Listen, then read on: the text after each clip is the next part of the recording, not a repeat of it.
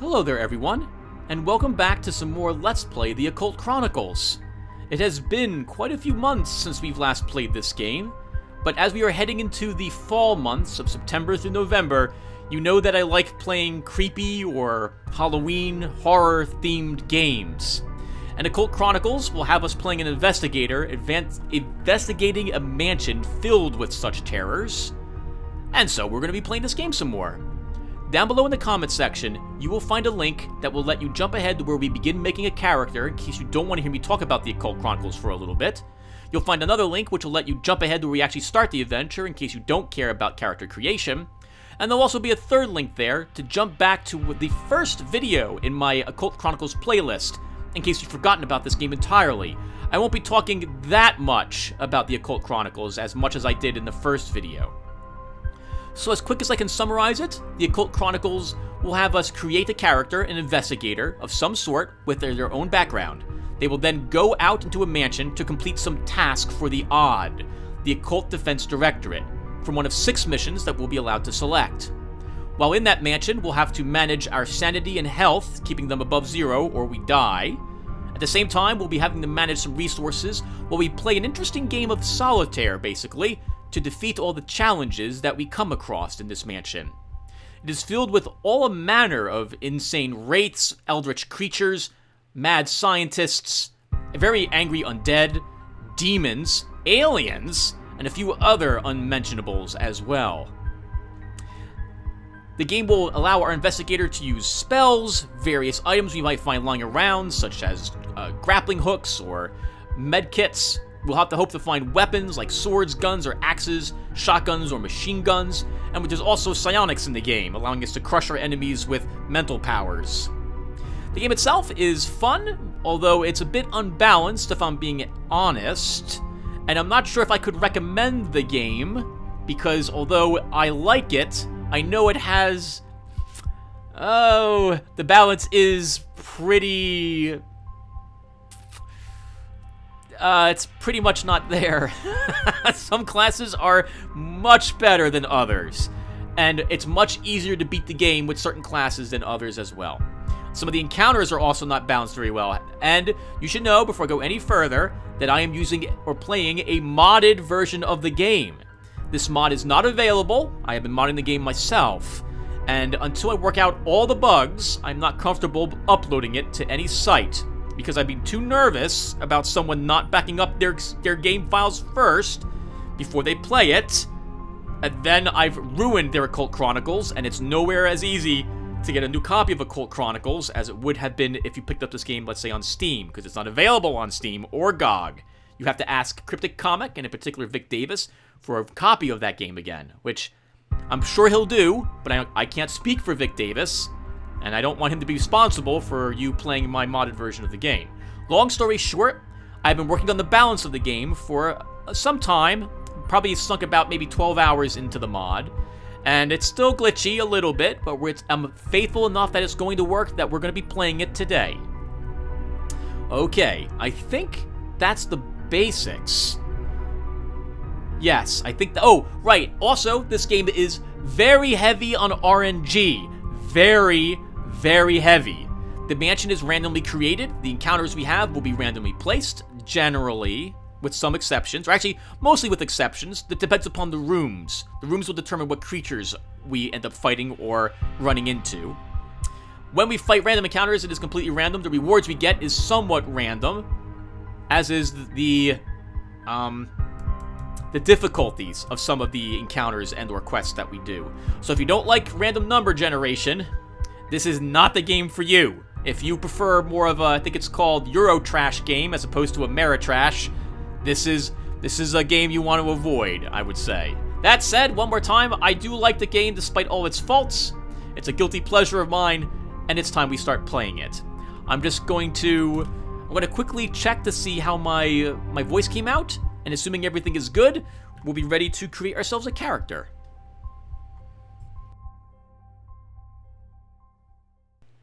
Okay, everyone. Sounds like it's coming out okay.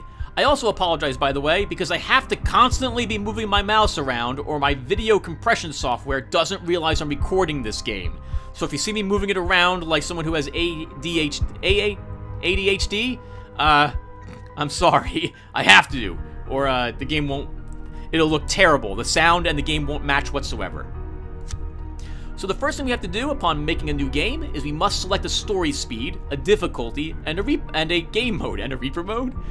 The story speed determines how much time we have to complete our mission before we lose. Throughout the game, at some point in the game will begin drawing story tokens. Once, I believe it's 12 total story tokens have been drawn, the game ends with your defeat, so you must defeat the game before the 12th. When the game decides to draw them is determined upon upon your story speed. We could disable them, play it slow, standard, or fast. I like playing with the slow story speed because I find that to be fast enough. We'll be struggling to gain any experience and make it through the mansion at the early parts of the game, and this will make up for the fact that we have to go back and forth returning quests. I have beaten the game on standard, but it doesn't happen very often, so we'll be playing on slow. For difficulty, we can have Recruit, which is easy, Agent, which is normal, hard, very hard, or impossible. I tend to like Agent. I think Agent is difficult enough. I have no idea how anyone actually beats the game on Hero, let alone Legend. I would view those as being impossible. You just basically have to get extremely lucky to win, from what I can tell, at least. For the game mode... Oh, and what's its difficulty effect? The higher the difficulty, the less points you get to create your character with, and the more difficult the encounters are in the game. I really have no idea how anyone plays any other difficulty but Agent. Hats off to you if you play a harder difficulty level in this game. I find it impossible to win. For the game mode, Reaper is Iron Man, and normal, this is normal. In Reaper mode, you will not be able to reload whatsoever, and the game saves whenever you quit back to the main menu. With that in mind, keep in mind you can in fact save scum, because if you don't like something, you can just Control-Delete, kill the game process, and go back in again. The game doesn't save after every action, only when you go back to the main menu. That said, I will not be cheating, because it's fun to watch Tim die horribly and get angry at the game. So, we will play on Reaper. Even though I'm running a modded version of the game, we might get a few errors, but nothing that I think will crash the game. For our mission, we have to select one over here. We may end up selecting all of these missions at some point. I tend to be a fan of the Key in the Gate and the Elder are my favorite missions to do. And I think in terms of difficulty, the Key in the Gate is probably the easiest one to do, followed by the Elder. These missions, though, are not all created equal. I have no idea how anyone beats in the belly of the beast. It is extremely difficult. And I have not attempted to play any of the other ones. Well, actually, I did play Strange Lights a long time ago. Though I tend to only ever play these two whenever I'm in the mood to play the game. To start with, we will play the Key in the Gate so I can test the mod. Alright, that's these options covered. Why don't we read our Key in the Gate to start, and then we'll create our character. There have been rumors surfacing recently concerning the revival of a cult devoted to the tentacled ones.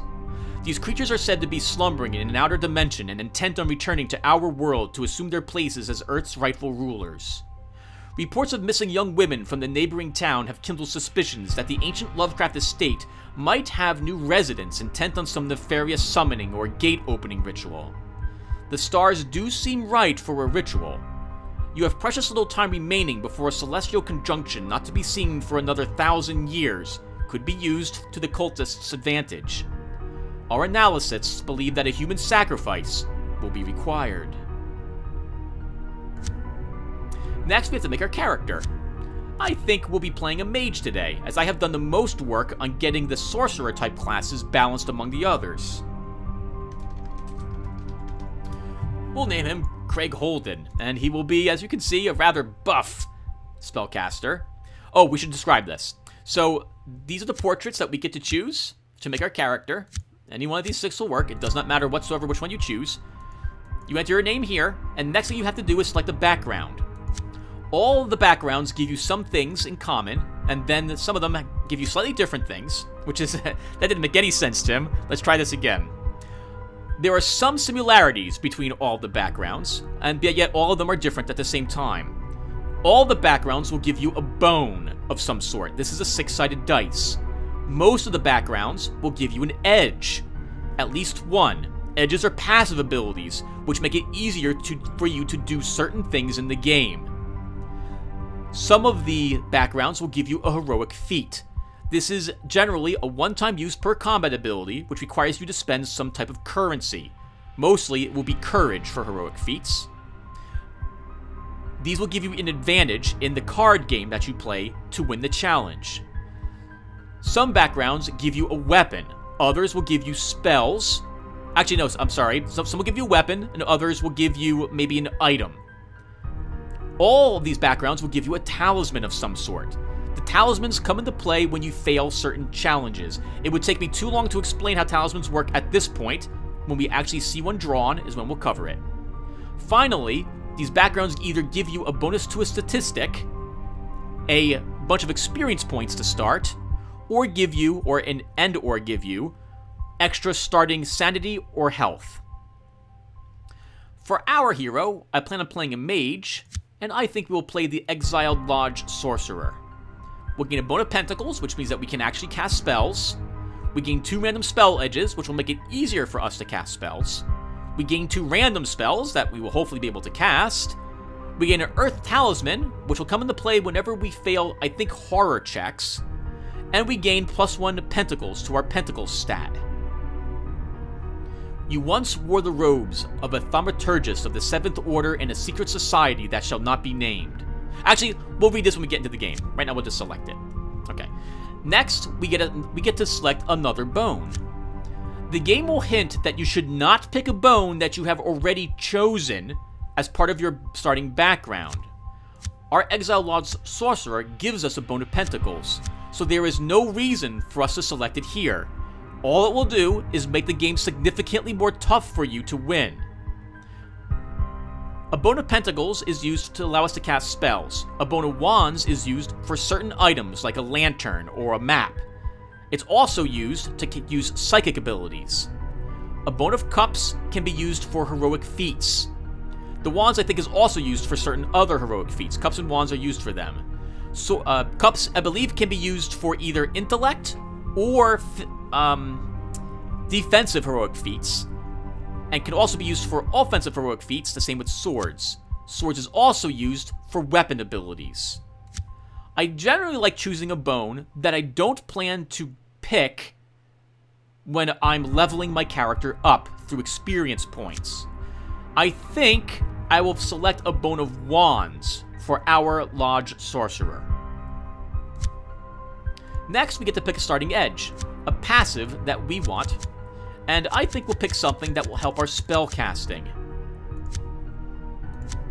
I think we'll grab Arcane Focus. X additional cards are drawn at the start of any sorcery-related challenge, where X is the level of the edge. Know that to start, that means we draw 1 more card into our hand whenever we try to use sorcery to defeat an opponent. Finally, we have 25 points at agent level to place in our starting stats. Health and sanity are arguably your most important stats, because if they're reduced to 0, your character is either dead or driven insane. In either case, you lose the game at that point. You can only increase these stats to 16. These stats represent your current totals, not your maximum. Your maximum health or sanity is 40. I generally advise not putting points into health or sanity, even though they're the most important, arguably, because you'll be finding health and sanity in large quantities as you play the game, thus making it the least tempting to pick. These are your actual statistics. Swords represents your ability to use weapons in combat, and your physical prowess in combat as well. Cups is your nimbleness and agility, and also your ability to withstand punishment. Wands is your intellect and your mental fortitude. Pentacles is your spell aptitude. They also all come into play for different things. Being evading traps is mostly cups, but sometimes swords or wands. Wands is generally used for horror checks, but pentacles plays a role in that too. Evading enemies is cups and swords, sometimes wands. Talking to someone is wands and pentacles. Casting spells is pentacles and wands, except when it's cups. So having a mixture of abilities is very useful. Leveling the abilities will cost you points, and as you level up the abilities, they cost you more points to level up. It takes 1 point to go from 0 to 1, 3 to go from 1 to 2, 6 to go from 2 to 3, and 10 to go from 3 to 4. I usually enjoy putting 2 points into everything to start. Then I decide what I probably won't be leveling anytime soon, or what I deem to be very important for this character. Almost every character will benefit from having a 3 in wands, though. Even if you're planning to go melee, I would still recommend a 3 in wands to start. Without a 3 in wands, you'll find horror checks to be rather difficult, and you'll be making a lot of them in the game. You will also find it difficult to get some of the early quests, which are some of the easiest ways to get guaranteed experience in the game. With the leftover 3 points, that's not enough to take another thing to level 3, unless I lower something to level 1, so I think we'll dump these points instead into our starting health and sanity. And with that said, I think Craig Holden is ready to go. Let's go ahead and start our game. I'll say now that no matter what happens to Craig Holden, we will play the game to its completion, even if I get an impairment right away. I think we got an impairment mostly right away the last time I had beaten the game with Professor Weird, so this will be interesting if that happens. I'll just try to make the game as humorous as possible so I don't feel demoralized by coming up with funny stories for him as he fails his mission. Alright, I'm going to check out my voice, everyone, and see how it comes out. I'll be right back. Okay, everyone, welcome to the game. If you skipped ahead to where we started the game, here's our character stats. We'll now go ahead and read our background. Craig Holden once wore the robes of a thaumaturgus of the 7th Order in a secret society that shall not be named. One day, he realized that their aims and his were no longer aligned. The Cabal was in fact completely insane. He switched sides and helped the Odd track them down and eliminate them. This is our experience sheet. Each circle represents where we can spend a point of experience as we begin to earn it. If we spent 2 experience here, we would be able to increase our pentacles by +1 point, giving us 1 more maximum.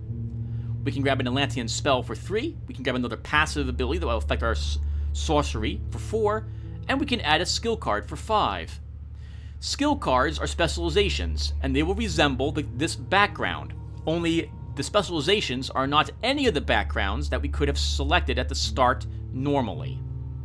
In other words, we can't choose an apprentice, for example, that we saw, or someone who worked at the circus either. Here's our edges. Let's take a look at them and see what we got. So, this is the one I chose. We get extra card draw at the start of any challenge. Oh, this is very nice. Arcane Conservation allows us to cast our spells, with the first one being free to cast. That is amazing. Most spells only cost 1, so we never really need to level this again. And Arcane Amplification. Oh, wow, this allows us to gain more charges whenever we find a gain charge card, adding +1 to that level. So we should be using spells as often as we can on this character. Alright, that's pretty decent. Here's our starting bones. I can see the spells we start with are Hyborian Lightning and Shrivel Flesh. It's a bit awkward because they're different spell schools. These circles represent the story tokens. Once we begin drawing them, they will begin highlighting.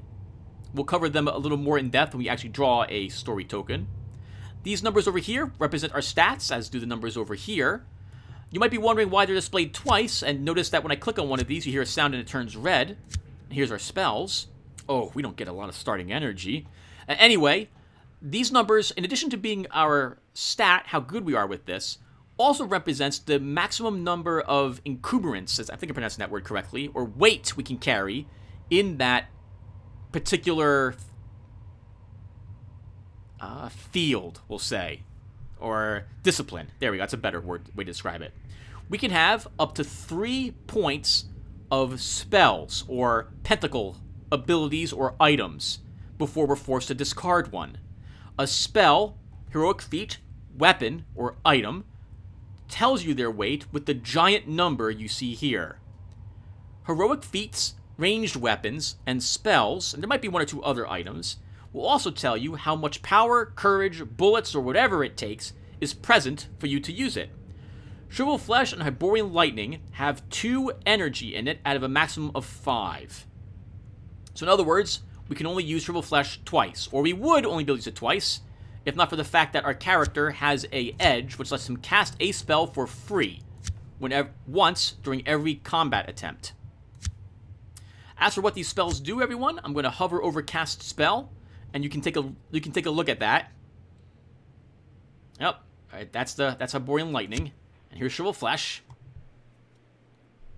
Know that at the start of the game, Shriveled Flesh is basically a better Hyperborean Lightning. That's all we need to know. All right, so let's just cover this really quick as well. So this is our investigator. This represents where we are on the game board. These circles are places that we're allowed to move to. This is orange because we've been here. These are gray because we haven't been there. As we move around, the place we step into will turn orange, and more places we haven't been to will present themselves. You can move up and down, left or right, but you cannot move diagonally. Finally, we have a map symbol down here. Or not quite finally, but almost finally. This shows the layout of the first floor, giving us an impression of how large this map is going to be and where we're located in it. I generally find this map not that useful, though, because it doesn't show you doors, which would hint as to where you have or haven't gone. Oh well. Finally, we have our talismans. We have a slot for 6 talismans, and we have 1 to start the game with. Alright, let's get going. So the first thing I'm going to do is check this hallway. There might be a secret door here. Secret doors are found when you walk into the spot adjacent to them, I believe.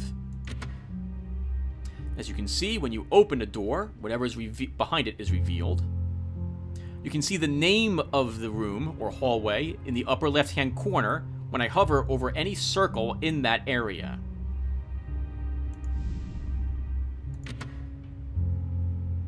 A junk storage room, huh? Might be some papers in here.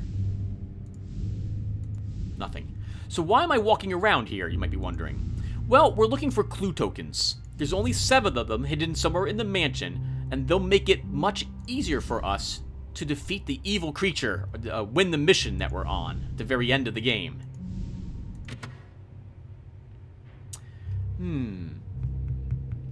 Let's walk into this and see what's here. Something of interest catches your attention, but you will need to get closer to identify what it is. A big game hunter ghost. A ghost suddenly materializes in front of you. It's dressed as if it stepped out of a safari on the Serengeti. It lowers its large caliber big game rifle at you and seems to be considering you closely. Welcome to the first challenge, everyone. The symbols down here, well, actually, let's hover over this first and read the text. You don't know which is scarier, the ghost or the ethereal gun? Question mark? These symbols represent what you want to get a lower target level, how many tricks you'll draw for the challenge, and how many cards you'll draw to your hand to take the tricks.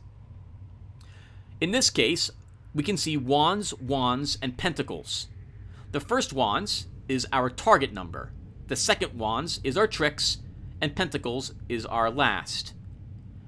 If we had more wands and pentacles, thus, the target level would be lower, the tricks would be higher, and or we would draw more cards. Let's go ahead and try this horror check. We have drawn 5 tricks, we have drawn 5 cards. As you can see, you play the game with basically what amounts to a standard playing card deck. Aces are the lowest card, a king is the highest. To play the game, you flip over a random card here on the trick table. If you had a card which matches this suit, you must play that card. As it turns out, we didn't have any, so we fail this challenge. Your mind is weak. You cower before the ghost in shame. You feel like a rodent that he might shoot for fun. Since we lost the challenge, we are forced to pick failure cards. We must pick 3 of them. Most of the cards will be no results. And that was lucky. Nothing bad happened to us. But there can be absolutely horrible things that wait for us at the other side of these cards. We could lose sanity, lose life. We could gain an impairment card. Think of it as a very bad spell that lowers our statistics and makes the game significantly harder for us to win. We could gain ill omens, which affects our invisible stat called luck, making it harder for us to win challenges and gain items. And finally, we could draw an instant death or instant insanity card, in which case we lose the game right then and there. The ghostly big game hunter squints at you like he's sizing you up for his trophy wall. There was a taint to him. You suspected he once brushed elbows with a witch doctor. You both stand there in a sort of ghostly standoff, waiting for the other to make the first move. So we can run from him, or we can try to fight him. He's actually part of a quest, but because we don't have, I think, 4 pentacles, we can't actually do this quest, which reminds me, I'm going to lower that threshold to make it easier to do. Sorry, everyone, taking notes. Okay, we're not going to fight him because he can give us a quest. We just need to be better at what we are first. So we're going to try to run. With a little luck, this ghost is focused on this location and won't be able to leave. Fleeing challenges are basically the easiest challenges in the game to win, but they always require cups and swords to do so. Actually, later on in the game, it won't matter. We're going to have to probably fight the things because it will actually be tougher. This is nearing the end of the game because I don't intend to take cups and swords up very high. Okay, we flipped over a 6 of wands, and we have a knight of cups and a 10 of cups. I cannot open or flip over any other card until I deal with this one. We will earn points if we play a card onto this card. The amount of points we earn is dependent upon what the card was, what the trick was, and what card we used from our hand. The total we earn is equal to what both of the cards were worth. This is a numbered card, and is worth 1 point. If I was to take the 6 of cups with my 10 of cups, I would earn 2 points. 1 for the 6 of cups, and 1 for the 10 of cups. A page is worth 2, and a knight is worth 3. If I play the knight of cups on the 6, I'll earn 4 total points instead of 2. Let's play the knight. It's a good thing I did. That was the only card that came up here with the symbols that we had. The better you do at a challenge, the more cards you draw in the victory screen. You channel your fear into your survival instinct and run as fast as your feet will take you. Because we scored 2 over the number threshold, we get to pick 3. We don't have to pick 3. We could just leave this fight immediately, this screen here, but I don't know why you would ever want to do that. Just like the losses, the odds of you getting anything are small. Now, we can go back in there again, and we won't have to make the horror check the second time, but we'll still have to fight him. And I can't inspect the rest of the room, so we'll have to come back for that later. This is the chapel? Chapel. Ooh, I like the Grim Reapers standing right here. What type of church is this? So we're likely to find a ghostly bride in this location. We might also find a succubus in this location as well, if I recall it correctly. Something's hiding behind this Grim Reaper. Yeah, right, by the way. Notice how this is a blue exclamation mark? This is a thing that we've seen, and it's not chasing us. This is a location that we've seen, but we haven't investigated it yet. Let's see what this is. The Ghost Bride. You hear the soft beat of a human heart. It seems to slowly grow louder. The air around you becomes cold, and you start to see your own breath. Suddenly, a ghost materializes directly in front of you. It is the ghost of a woman dressed in an elaborate bridal dress. The sight of her is quite a shock. The sudden appearance of the ghostly bride threatens to send you into a panic and damage your sanity. We can take the 6 with our 7. In fact, we have to.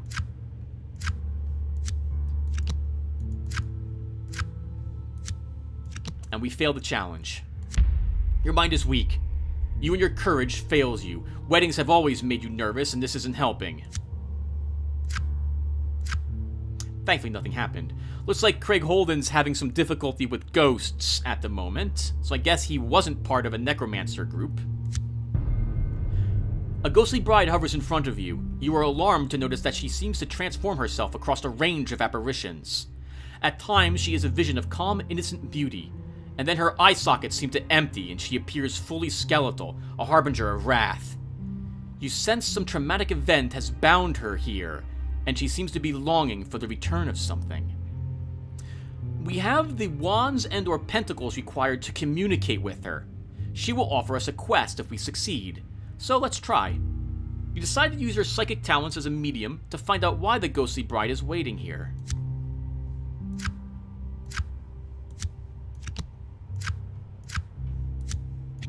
And we succeed. You enter a trance and soon are talking with the ghostly bride. She explains that she is waiting here for her betrothed who is late for their wedding. She wants your help.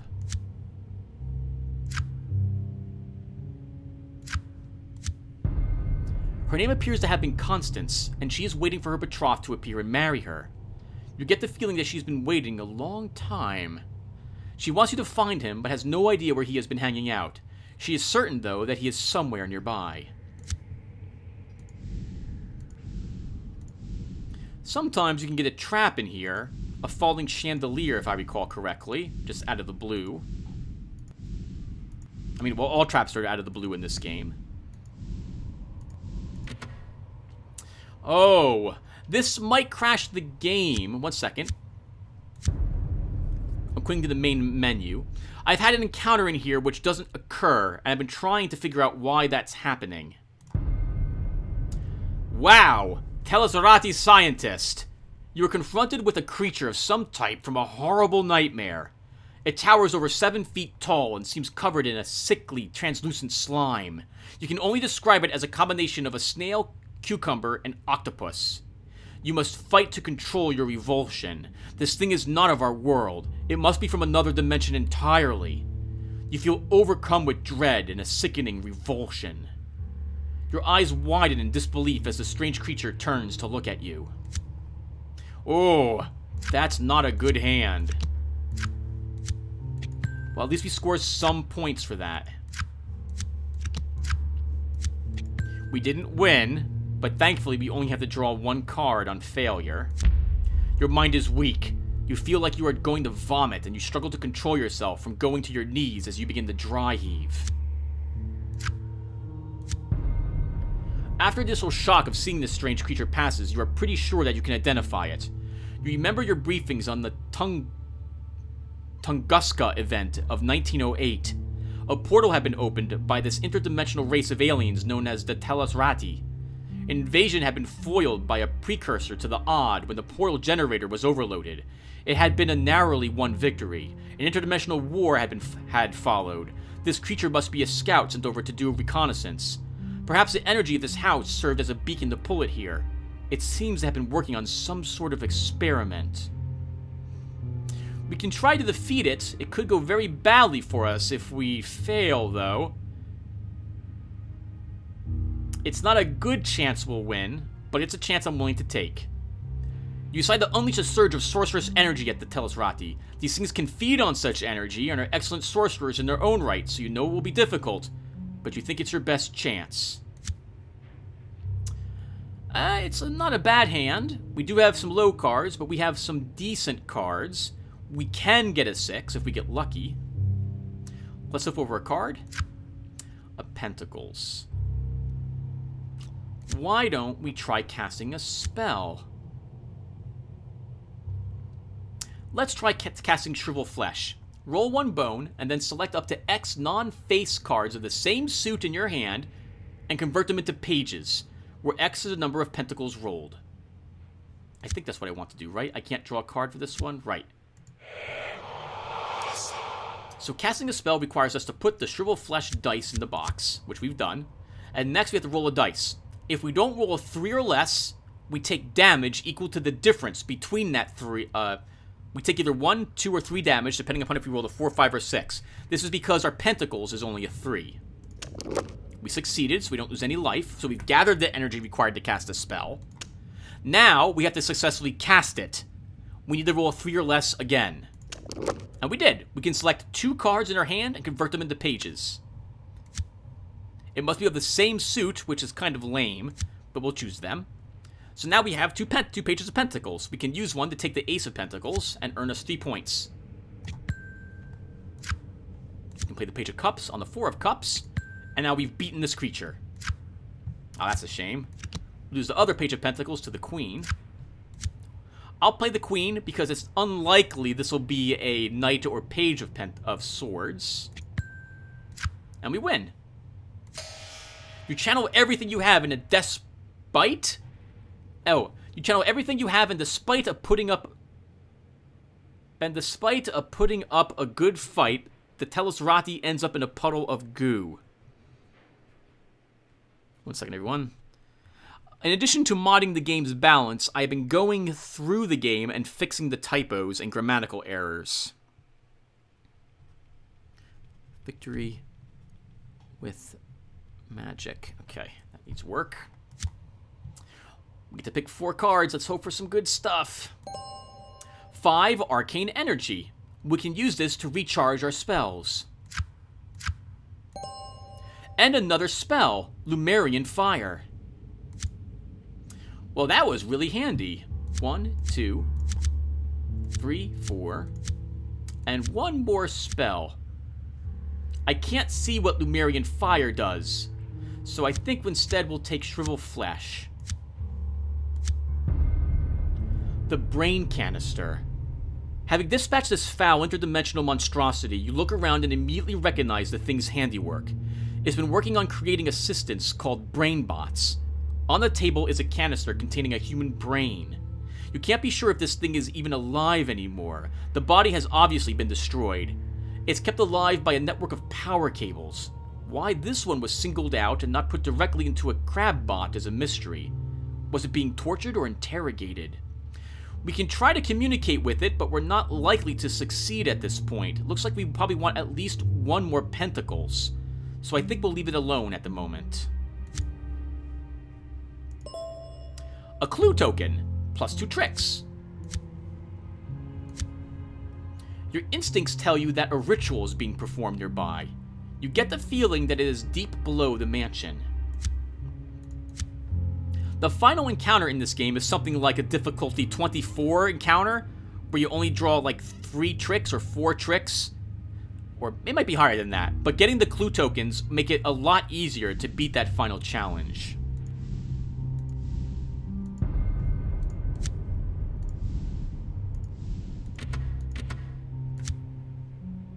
A smoking room. We'll go in here. Another trick clue token. Wow! 2 so early in the game. That's amazing. Another piece of the puzzle comes in the form of odd chanting that is occasionally heard softly coming from below. Well, we got an instinct that it was happening. It must have been because we heard it. We heard the chanting.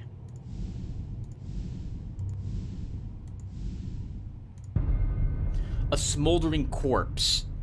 Your attention is drawn to a burnt corpse sitting in a charred but yet still comfortable leather chair. The smell of burnt human flesh is overwhelming at first. You've encountered it before, and no matter how often you have experienced it, it always initiates a slight gag reflex. You take a closer look at the body to see if you can figure out what happened. That's when the hands unclench from the armrests and beckon you closer. Your eyes widen in disbelief as the burnt corpse motions you closer. "Come here, will you?" it whispers in a long, drawn-out moan.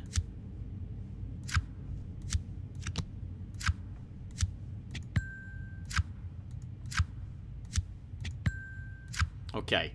Craig is very afraid of ghosts. Not so afraid of the giant science creature, but to be fair, that was pretty terrifying. This smoldering corpse, though, he's not afraid of, which is good. Your mind is strong. You've seen things far worse than this. In fact, a few years back, you were assigned to a detail that had to clean up after an urgent Agent Sherman mess. One crispy body doesn't even come close. Overload has posted a new announcement. Hey, we have gained 1 sanity point. The creature does not seem to be able to leave its chair, being partially melted into the back of it. You think you hear something. The burnt corpse talks in the slightest audible whisper. Its mouth barely moves. Don't smoke. Now, we can't really attack it and succeed. Why is that so high? Burnt corpse attack. Lower by 4. Alright, so we're going to try to run. You decide to muster all your courage and willpower to try to get away from this burnt creature. There is something very wrong with it, and it scares you.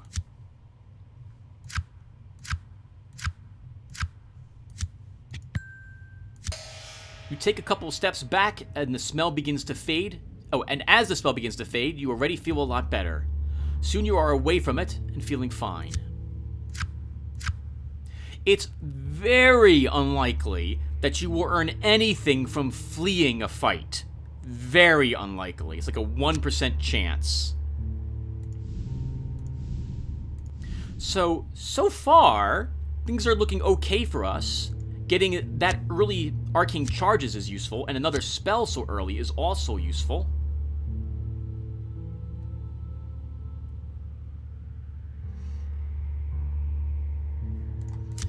But that card's only so-so for use. Oh, hello. Oh, what I meant by that is that it's not that great of a spell. I'll probably end up discarding it for something better as we go forward.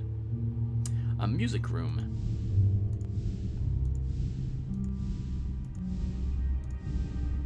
Anything in here? Get looking for another trick card. There's something in here. Maybe this is the pianist? A strange gong. You see a large wood and brass gong. It looks completely out of place standing over by itself in the room. You sense immediately, though, that all is not as it seems here. You've seen enough of these things to notice a faint aura that surrounds it. You have no doubt that the gong is a sorceress puzzle of some sort. The markings are vague, but you would place it around the period of the Three Kingdoms. There is definitely dark magic at work here. The runes covering the wooden frame must contain the instructions on how to use the gong and access its abilities. This is one of the few things in the game which require a very high statistic to successfully interact with. I think we need a 4 in Pentacles to actually understand what to do here.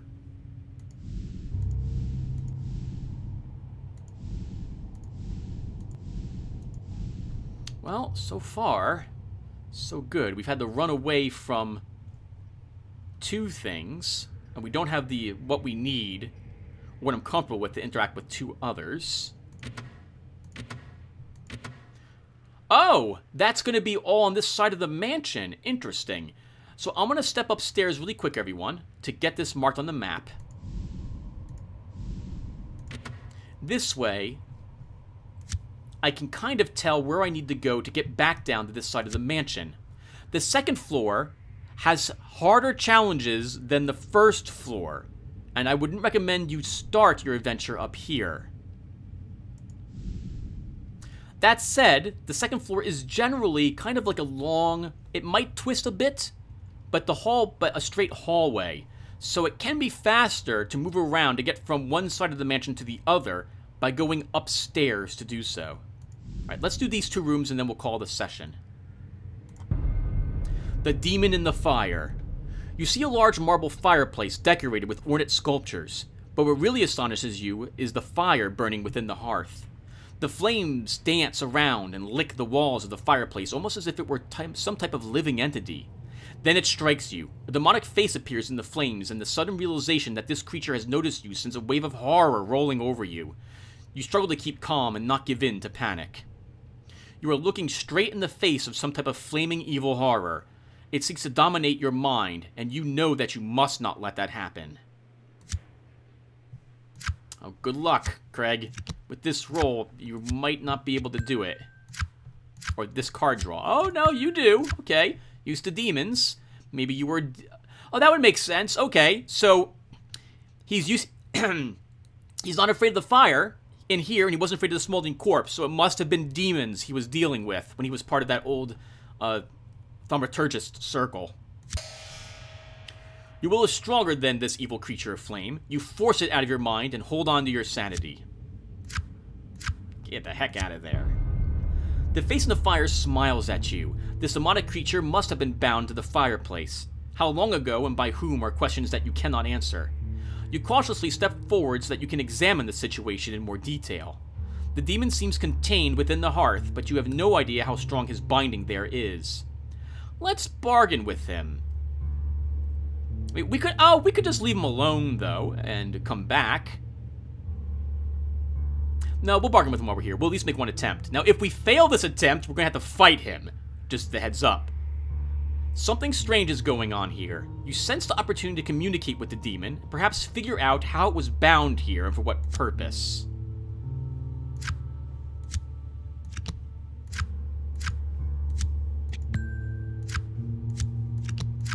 Ooh, that's bad. You attempt to communicate with the demon, but are at a loss on how to break through. You push too aggressively and are assaulted with a burst of flame for your efforts. The talisman has shown up. If we were to select this card, whatever effects are under that card would not apply to us. We would completely ignore it, whatever it was. But if it was a no results, then we selected it for no really good reason. And no matter what, if there was a no results or a instant insanity under it, we are immune to the effect, and then there's a 6% chance that we lose the talisman forever. The flames roar near the fireplace as the creature seems to take form in front of you. You smell sulfur and brimstone and realize the demon intends to do you harm. You are certain that you can hurt this thing with sorcery. You have an idea about which source you should draw from first. We also just try to beat it up, but we'll go ahead and use our magic against it. Oh, this is going to be awkward. Okay, get some points there. And that's the only points we can get. Your skills were sorely lacking and the demon quickly overpowered you. Hopefully you will not pay too high of a price.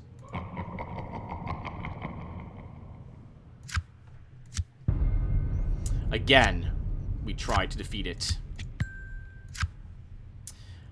We'll use the Knight of Swords. The odds of one of these being a swords is already pretty low, and it might be a king or queen when we can't use the knight. So this will earn us 3 points and let us win the challenge. Oh, sorry, 4 points, because the knight's worth 3? Yes. That's a good thing we did that. Smoke rises from the palms of your hands, but you feel no pain. The demon, however, has been taught a lesson in respect. It retreats to its hearth to lick its wounds. So we will just leave this alone. We're not powerful enough yet to interact with it successfully, I think. A face in a vase. You notice the eerie glow at first. There was a large vase set on a pedestal. The opaque glass base is topped with a ceramic lid that is marked with strange runes and glyphs. As you observe the vase, a face materializes within it. It swirls around the inside, locked in a horrific silent scream. The face of the vase is truly disturbing. You can't actually hear it scream, but the expression evokes an overwhelming urge in you to scream as well. We'll play the King of Wands to win the challenge immediately. We have to play the King of Cups, and we win. Your mind is strong. You resist the urge to scream and gather your wits and courage.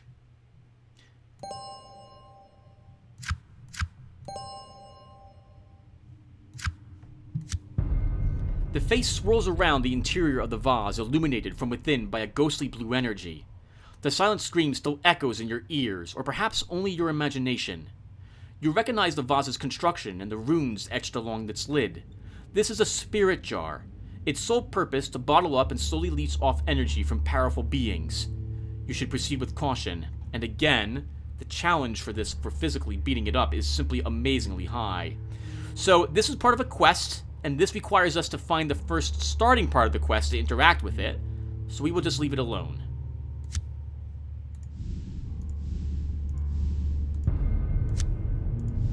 Hi everyone, and I think we'll stop here. So let's take stock of the situation. We've explored what looks like one entire side of the mansion's first floor. That's interesting that it doesn't actually loop around. We've also discovered a path upstairs. We haven't gotten any experience points, which is really bad for the first starting like 40 minutes of the game. That normally I'd start over at this point, thinking it's going to be too tough, but we're going to soldier on. We did pick up another spell, but it's not a good spell, unfortunately, and we gained a little bit of sanity. We also have grabbed, I think, one quest so far. Alright everyone, well that'll do it for us. Thank you guys for watching. I will see you on the next one. Take care everyone.